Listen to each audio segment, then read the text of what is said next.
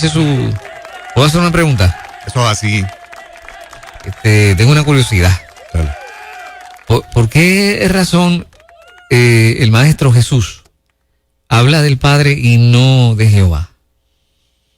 ¿Cuál es la respuesta? La idea aquí es tratar de revelar al mundo que él se enfrenta la figura de Dios desde la perspectiva de un padre.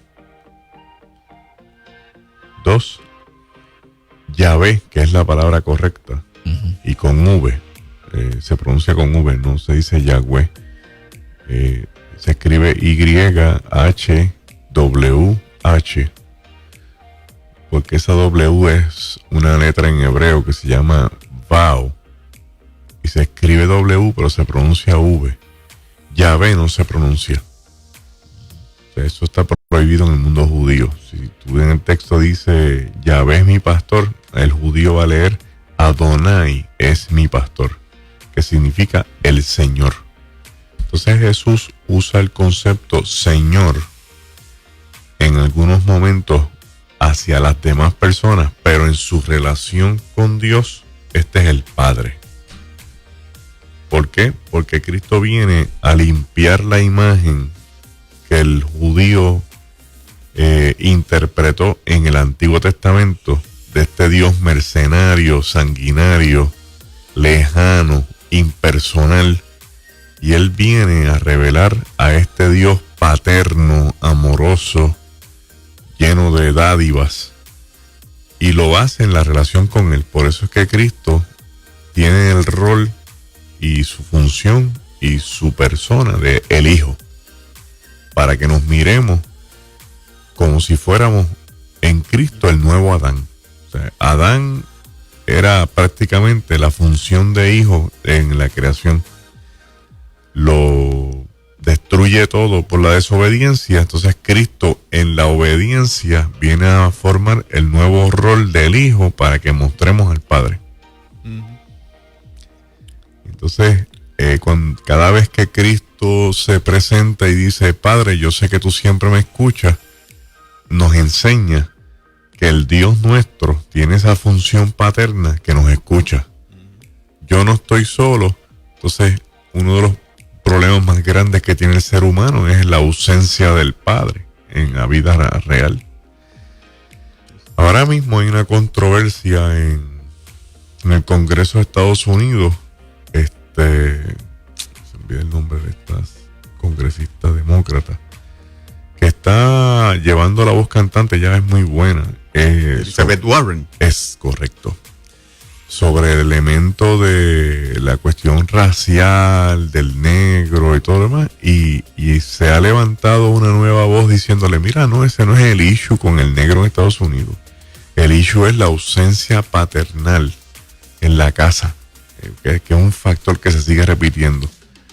Entonces, si en el mundo judío había una ausencia paterna física en la casa de cada individuo, porque tenían que trabajar, no venían a la casa frecuentemente, estos proyectos de agricultura es irse y no venir en 2 o 3 días, el niño empieza a crecer con una deficiencia de la persona del padre en la casa, que es grave de las dos formas. Es grave si el padre está presente y es un maltratante, y es grave si el padre no está presente, porque la mamá no puede hacer los dos roles. Esa mentalidad que hay socialmente de que mamá puede ser mamá y papá, eso no es cierto. Mamá es mamá y hace lo que puede en ausencia del papá, pero hace falta un padre en la casa, porque el padre brinda el elemento de protección, de presencia, de compañía, de ayuda, de modelaje, de aceptación, de identidad, tanto para la hija como para el hijo. Pues, identidad, porque como es hombre, cuando está la hija, le refuerza la identidad de la hija. Cuando está el varón, pues le refuerza la identidad del varón. En la ausencia del padre entra una crisis existencial. Entonces, Cristo viene al mundo y al nacer de María y en la sociedad que él nace, nadie poder decir quién es su papá porque José es su padrastro. Empezamos con otro rollo, como decimos en la calle, porque el hijo que no se le conoce el padre no tiene derechos en la sociedad judía. El hijo bastardo no tiene derechos, ni siquiera puede hablar en público. ¿Ves? Tú tienes Mateo 13:55 que te dice, ¿y de quién es hijo este? ¿No es hijo este del carpintero? O sea, ¿cuántos carpinteros había en Galilea? O sea, le están diciendo a Jesús, ¿de cuál de todos esos carpinteros este es hijo? Es una mofa o una expresión despectiva para humillar a Jesús, haciéndole ver que es bastardo y no tiene ningún derecho. Entonces, en ese aspecto, Cristo también representa todos los hijos que no tienen un padre conocido. Y le hace ver que aún en la ausencia de un padre físico, el Padre Celestial se acomoda en esa posición para recogerte. Pero entonces Jesús está subrayando una característica que ya el judío conocía, pero que no, a la que no le daba tal vez tanto color. Hay mucha gente que pudiera interpretar que está hablando, que son dos dioses, el del Viejo Testamento y el del Nuevo Testamento del que Cristo habla. Sí, lo que pasa es que cuando Cristo lo manifiesta, también lo amarra en las expresiones textuales que lo puede ver con los textos antiguotestamentarios. Por ejemplo, tú coges un evangelio como el de Mateo, que está escrito para los judíos, y también está escrito para los judíos de la diáspora, y los judíos que creyeron en Cristo como su Mesías, y te vas a dar cuenta que Mateo amarra los textos proféticos del Antiguo Testamento con el cumplimiento de Cristo. Y esto ocurrió para que se cumpliera lo dicho por el profeta. Entonces ahí tú tienes un vínculo de referencias cruzadas, donde si esto lo dijo el profeta, quien se lo reveló fue el Dios del Antiguo Testamento, por lo tanto, el Padre de Jesús es el Dios del Antiguo Testamento. Y entonces ahí tienes más o menos la forma en la que Cristo se mueve para revelar a este Dios que no es tan conocido como el mundo judío se piensa. Y eso se llama el pensamiento teológico progresivo, que es en la medida que el ser humano avanza en la relación con Dios, va progresando su mentalidad teológica, porque va encontrando las atribuciones de Dios en las experiencias de vida. O sea, yo conozco a Dios por lo que me dicen, por lo que yo he leído, por lo que aprendí en la escuelita bíblica, como siempre reclama Juan Carlos, que era la columna vertebral del creyente hace un tiempo atrás. Pero también yo conozco a Dios cuando en la experiencia Dios se me manifiesta para hacerme saber algo de Él que a mí me hace falta en el momento que yo estoy viviendo. Lo que implica entonces que los cristianos que están sentados en la banca recibiendo una buena información, pero no tienen una vivencia, carecen de ese conocimiento, y en el momento en que venga cualquier tribulación, cualquier prueba, cualquier experiencia de la vida, pues no tienen la fortaleza para aguantar y echar para adelante, porque no le han permitido a Dios manifestarse en los procesos de su vida, han querido resolver las cosas a su manera. Y Cristo es un modelo, Cristo es el modelo por excelencia de lo que es la revelación máxima de Dios. En la epístola de los Hebreos, el autor de la epístola, Pablo, nos dice que Dios a través de muchos tiempos, en muchas épocas y de muchas formas se ha revelado, pero que en esta ocasión se ha revelado a través de su Hijo. ¿Ve? Entonces, ¿qué nos está diciendo? Dios siempre se ha revelado al ser humano en múltiples experiencias, en procesos de diferentes formas que nosotros no alcanzamos a ver todas las revelaciones de Dios, porque nosotros tenemos una mente bien limitada, pero que en Cristo se pueden ver las revelaciones de Dios, porque esta es la revelación máxima. Y agarro eso como coyuntura para decirle que hoy venía vengo a hablarle de dos puntos interesantes que tienen que ver con la revelación también de Cristo, ¿verdad? Porque una vez Jesucristo resucita y el movimiento empieza a predicarse y a alcanzar gente, surgen los enemigos. ¿Bien? Y el primer grupo de enemigos fuerte que tuvo Jesús no fueron ni los fariseos, ni los saduceos, ni el Sanedrín. Fueron los discípulos de Juan el Bautista. Hay un movimiento, casi ni se habla de eso, que se llama el mandianismo. Y era que los discípulos de Juan el Bautista se empotraron y dijeron que Juan el Bautista era el Mesías, pero que Cristo lo usurpó. Eran muchos. Era un buen movimiento, no tan grande como el de Jesús, pero un buen movimiento.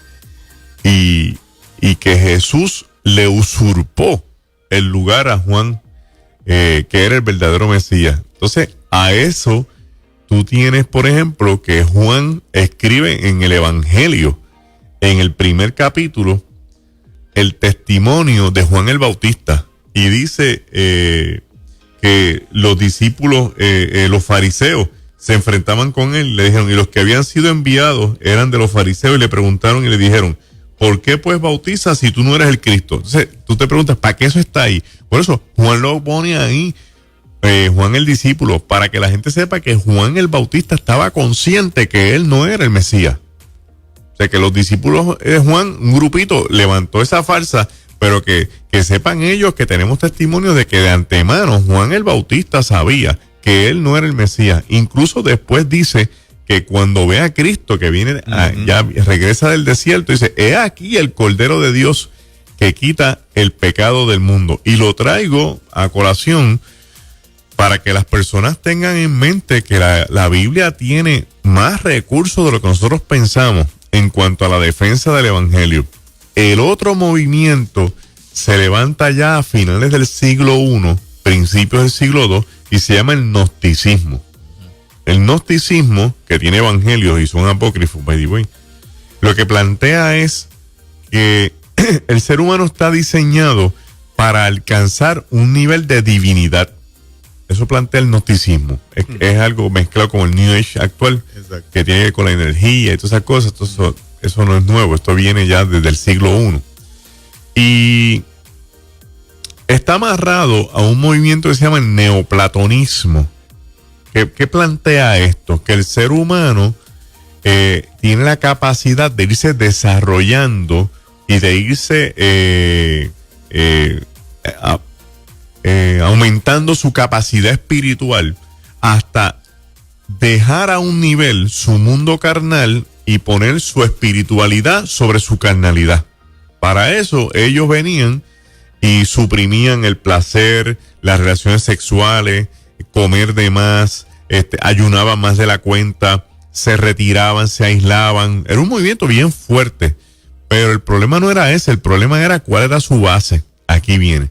La base es un movimiento que se llama el docetismo, que planteaba que Jesús no era divino, que Jesús no era Dios, que Jesús era un mero mortal, que recibió de parte de Dios una instrucción. Dios se le reveló, el Padre se le reveló, entonces él en obediencia decide acatar la voluntad del Padre 100% hasta la muerte. Y Dios en recompensa lo facultó con poder. Y por eso Cristo tenía poder, porque era obediente. Este es el movimiento, ¿verdad? El docetismo son todas las enseñanzas sobre la humanidad de Cristo, que está amarrada con el gnosticismo. Lo repito para que la gente sepa que estoy hablando de otra cosa, que no es lo que yo estoy creyendo. Y entonces dice, en la medida en que fue obediente, Cristo fue alcanzando más espiritualidad hasta que se convirtió en una deidad. Dice, pues todos los que alcancemos revelación tenemos esa misma capacidad, dice el movimiento gnóstico. Así que, ¿qué creían ellos? Someterse a Dios, entrar en este proyecto espiritual para alcanzar este nivel de divino que alcanzó Jesús, siendo el modelo por excelencia. A esa gente, Juan el Bautista le dedica el capítulo 1, Juan el discípulo amado le dedica el capítulo 1 de su evangelio. En el principio era el verbo, y con eso destrona esta teoría de que Cristo era un mero mortal, haciendo ver que Jesús es preexistente. Y en el lenguaje de todo el evangelio se capta constantemente el vocablo o la fraseología yo soy, dando a entender ese yo soy que retumba en el capítulo 3 del libro de Éxodo, cuando Dios se le revela a Moisés y Moisés le pregunta, ¿y a nombre de qué Dios yo voy? Tú dices que yo soy el que soy. Y ahí tiene esa dependencia, esa relación entre el Dios del Antiguo Testamento que hablaba Fernán ahorita, cuando le dice a Moisés yo soy, y el Cristo del Evangelio, cuando dice en el Evangelio de Juan, yo soy, constantemente haciendo ver la permanencia eterna en la persona de Jesús, que aunque está en un cuerpo mortal, su esencia es preexistente. Preexistente quiere decir que existe antes de todo lo que exista. Hay misterios en la teología que son difíciles de explicar y de descifrar, pero el que sean difíciles de explicar y de descifrar no quiere decir que no sean ciertos. Por lo tanto, Jesús es el Dios hecho carne, dentro de él habita Dios. Y dice el texto que habitó entre nosotros, y Juan se pone como testigo de esa experiencia cuando dice, y vimos su gloria.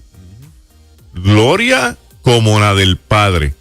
En otras palabras, que esta gloria en hebreo es el Shekinah, que significa la presencia absoluta del Dios verdadero.